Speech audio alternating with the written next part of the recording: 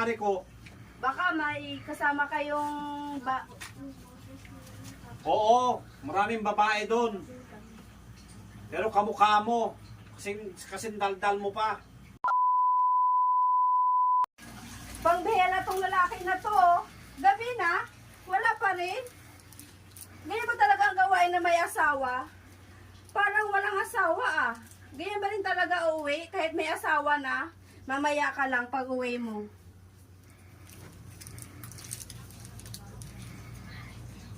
Oh, bakit ngayon kalong?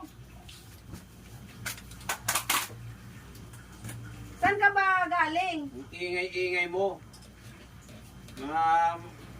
Mabulabog yung kapitbahay natin, gabi na. O gabi na, bakit ngayon ka lang umuwi? Siyempre, nag-inuman kami ng mga tropa ko. Saka yung si kumpare ko. Baka may kasama kayong Oo, maraming babae doon. Pero kamukha mo. Kasing saldal mo pa. Baka may ginawa kayong Wala kaming ginawang masama. Kundi nag-inom lang kami. bakit hindi ka man lang umuwi ng maaga? Uuwi nga kami ng maaga. Kaso, pinigilan ako ng kumpare ko. Hindi ka man lang makapag-chat. Nag-chat. Mag-chat, paano mag-chat? Lobat nga ako. O ano? Kulang pa ba yan? Baka meron ka pa dyan nakatago. Nakatago, iba yung nakatago dyan. Huwag kang hawak na hawak dyan. Baka iba yung mahawakan mo. Sigurado? Magtimpla ka ang kape ko doon. O sige. Ano pa? Yan lang? Yun lang, kape lang kasi parang di ako antukin. Anong oras na oh. Bilisan mo! Bagal-bagal eh.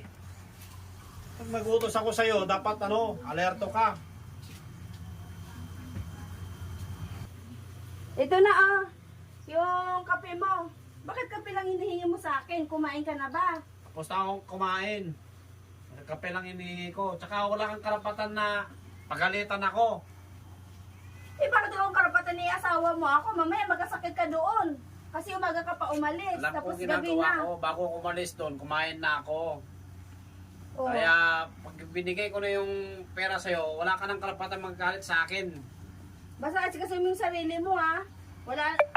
Mamaya pagkatapos mo magkape, matulog ka na, na-ready na yung higaan mo. Ready. Yan ang gusto ko sa asawa. Dapat lahat ready na pagdating ko. Sigurado ka ba talaga na kumain ka na? Kumain na ako. Ano ka ba? Oh, sige na, matulog ka na doon. Kawawang bata na.